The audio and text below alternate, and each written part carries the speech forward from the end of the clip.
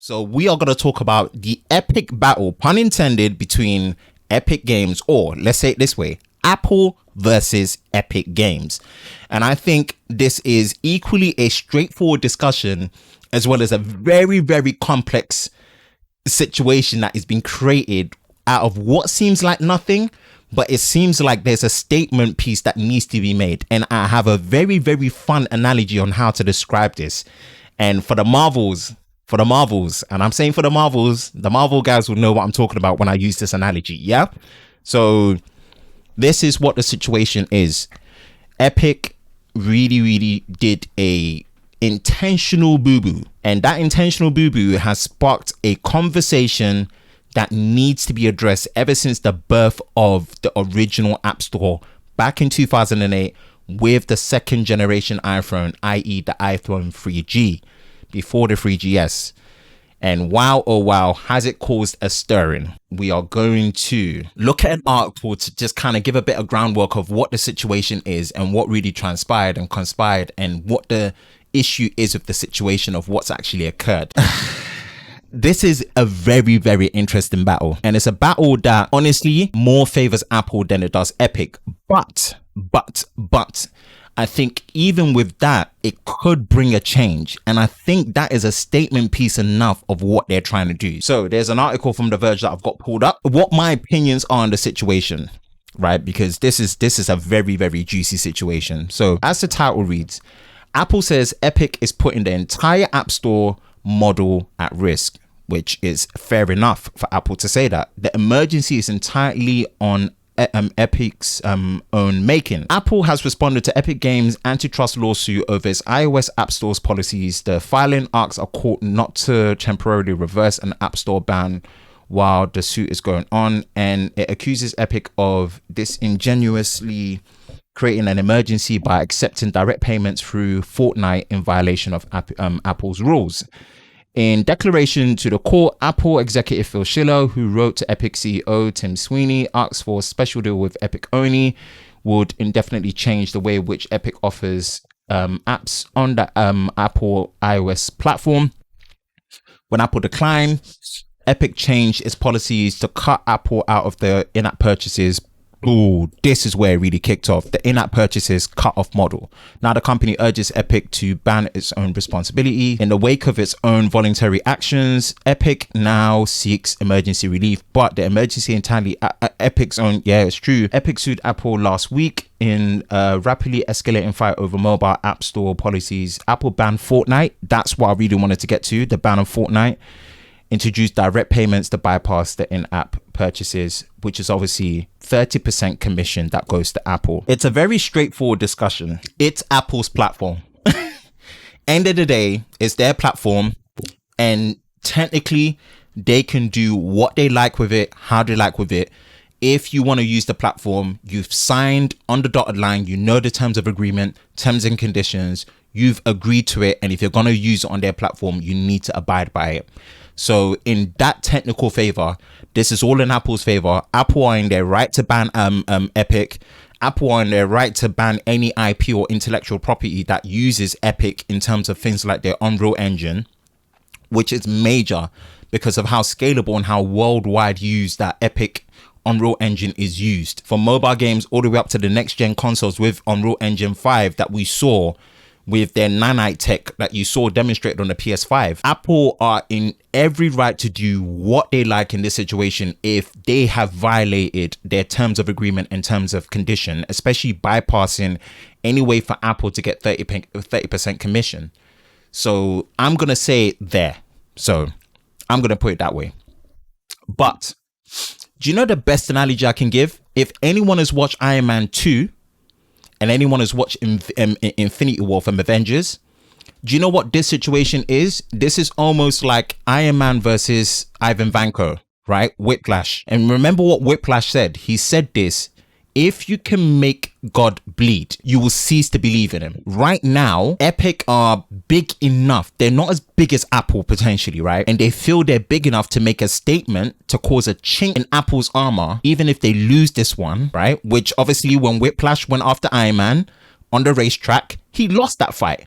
But he caused a chink in Tony Stark's armor, where initially Tony was so cocky at the top when he went to the court. He met the army, officials about, you can't have my tech, and you don't own it, it's mine. And he was right. Tony Stark was absolutely right. The tech was way far ahead. No one else has got access to it. So many things. And then all of a sudden Whiplash comes, does a bit of whooping on him, still loses, but it causes concern. Questions start getting answered about, what's going on here? Yes, this is your tech, but you were saying that this was the case. The issue is Apple's 30% commission. Yes, they can charge it, but it's based on an old model that first came into the App Store when it was first developed and announced in 2008. So the real question is now, is it too much? And that's why I'm going to go into opinion number 2. I think 30% is too much. I think Apple need to readjust their model in terms of how much they take. Yes, they can take that amount, but let me put it this way. YouTube does not allow you to join membership through on iOS apps because of the amount of commission Apple takes. I've got apps like Spock that you can use to sell items on, like eBay. It's a different one, right? It's almost like Swapper, but it's, for UK. I pay more to promote my items through iOS than I do on Android because of that 30% commission. Super chats. If you actually do super chats on iOS, I get less of that money, or the creator gets less of that money because it's going through iOS, because of how Apple takes 30% commission on top of YouTube's deduction. So if you want to super chat someone, you will be able to get the creator for the same amount of money that you super chat, more money if you do it through a non-Apple device. So the second opinion is, for me, 30% is too much. 30% has been too much for ages now. And I don't want to say Apple are being greedy, because they have created a platform and an application store that pays developers really well.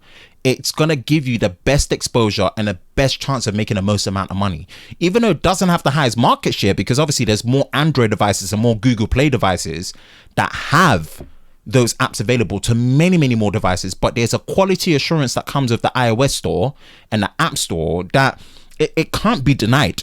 It can't be denied. But 30% is too much. It really is too much.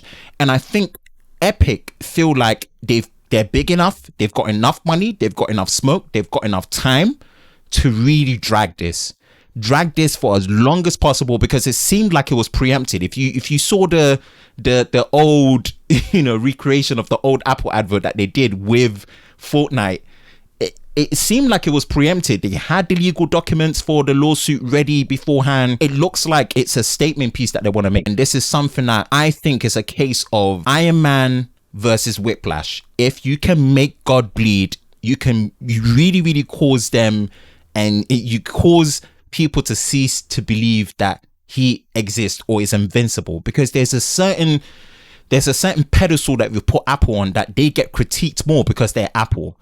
You see, Google charges 30% as well, but the difference is, from what I know, there's different payment methods that you can actually put through Google as well. So what Apple want to do, they want to cause a chink in the armor of Apple.